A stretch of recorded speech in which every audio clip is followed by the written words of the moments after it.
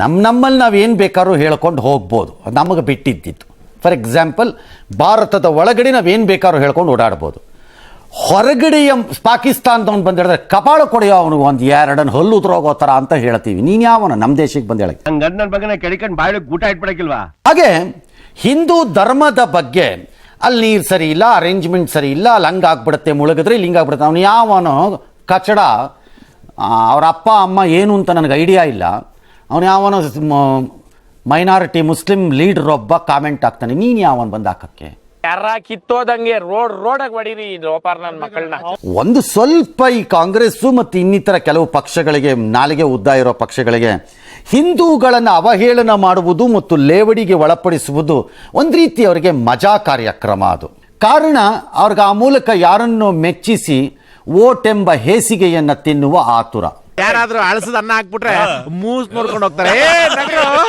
ಕಾಂಗ್ರೆಸ್ನಲ್ಲಿರುವ ಅವರ ಪರಿಸ್ಥಿತಿಗಿರ್ಬೋದಾದಂಥ ಆಕ್ರೋಶನೋ ಏನೋ ಒಂದು ಅವರನ್ನು ಬಹಳ ಜಿಟಿ ಜಿಟಿ ಜಿಟಿ ಅಂತ ರೊಚ್ಚಿಗೆಳಿಸ್ತಾ ಇದೆ. 50 years ಫ್ರೀಡಮ್ ನ ಯಾರೋ ಒಬ್ಬ ಗಂಡು ತಂದ್ಕೊಟ್ಟ, ಅದನ್ನ ನೀವು ಗಾಂಡುಗಳ ತರ ಉಪಯೋಗಿಸ್ಕೊಂತ. ಸಿದ್ದರಾಮಯ್ಯ, ಸಂತೋಷ್ ಲಾಡ್ ಮಾತ್ರ ಖರ್ಗೆ ಅವರ ಹೇಳಿಕೆನ ಬಲವಾಗಿ ಸಮರ್ಥಿಸಿದ್ದಾರೆ. ಸಮರ್ಥಿಸ್ಕೊಳ್ಳೇಬೇಕು. ಏನು ಮಾಡಬೇಕಾಗಿದೆ ಅವ್ರೀಗ? ಈಗ ಹೌದೌದು, ಈ ಖರ್ಗೆ ಯಾಕೋ ಬತ್ತ ಸರಿ ಇಲ್ಲಪ್ಪ, ನಮ್ಮ ಅಧ್ಯಕ್ಷ ಹಿಂಗ ಮಾತಾಡೋದು ಅಂತ ಹೇಳಿದ್ರೆ ಸಿದ್ದರಾಮಯ್ಯನವ್ರ ಕತೆ ಏನಾಗತ್ತೆ ನಾಳೆ?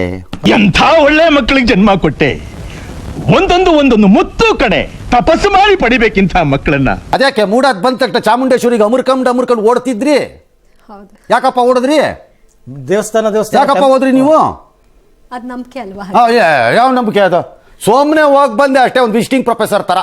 ಅಲ್ಲಿ ಗಾಡೆಲ್ಲ ಕರೆಕ್ಟಾಗಿ ಕೂರಿಸಿದಾರ, ಆಂಗಲ್ ಚೇಂಜ್ ಮಾಡ್ಬಿಟ್ರೆ ಅಂತ ನೋಡಕ್ ಹೋಗಿದ್ರ ಅಂತ ಬೇರೆಯವ್ರ ನಂಬಿಕೆ ಪ್ರಶ್ನೆ ಮಾಡೋದೇನು ಸರ್? ಏನಕ್ಕೆ ಬೇಕು? ಬಾಯಿ ಮುಚ್ಕೊಂಡು ನಿಮ್ಮ ಕೆಲಸ ನೀವು ಮಾಡ್ಕೊಳ್ಳಿ. ಆಯ್ತಪ್ಪ, ಹಾಗಿದ್ರೆ ನಾವು ಹೇಳ್ತೀವಿ ನೀನೊಬ್ಬ ಕಚಡ ಅಂತ ಯಾರನ್ನೋ ಒಬ್ಬನ ಬೈದಾಕ್ಬಿಡ್ತೀವಿ. ಅರ್ಥ ಆಯ್ತು ಅನ್ಸುತ್ತೆ.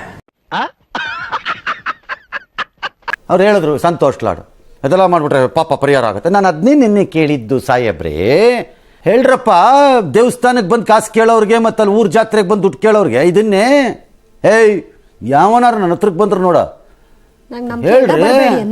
ಹಂಗೆ ಮಚ್ ತಗೊಂಡು ಬಿಟ್ಟು ಹಾಕಿದ್ರೆ ಸಾಕ್ಬಿಡ್ತೀನಿ. ಪುಕ್ಕಟ್ಟೆ ಬಿದ್ದಿದ್ದೀವಿ ಭಾರತದಲ್ಲಿ. ಈ ಪುಕ್ಕಟ್ಟೆ ನಿಮ್ಮ ಇನ್ನೊಂದು ಧರ್ಮವನ್ನು ಅವಹೇಳನ ಮಾಡಿ ಯಾವುದೋ ಧರ್ಮದ ಮತವನ್ನು ಪಡ್ಕೊಳ್ಳೋಂಥ ಕಾಲ ಹೊರಟೋಗಿದೆ. ಇದೆಲ್ಲ ಬಿಟ್ಬಿಡಿ. ಕಾಂಗ್ರೆಸ್ಸಿನ ಈ ಲೆಫ್ಟಿಸ್ಟ್ ಮನೋಸ್ಥಿತಿ ಹೋಗಲೇಬೇಕು. ಎಲ್ಲರೂ ಒಂದು ಎಂಬ ನಿಮ್ಮ ಪ್ರತಿಪಾದನೆ ನಿಜವಾಗಿದ್ರೆ ನನ್ನ ಮಕ್ಕಳು ಸರ್ಕಾರ ಅವ್ರ ತಾಯಿನಾಡ ಅವ್ರ ಅಪ್ಪಂಗ್ ಕೊಟ್ಟಾರ.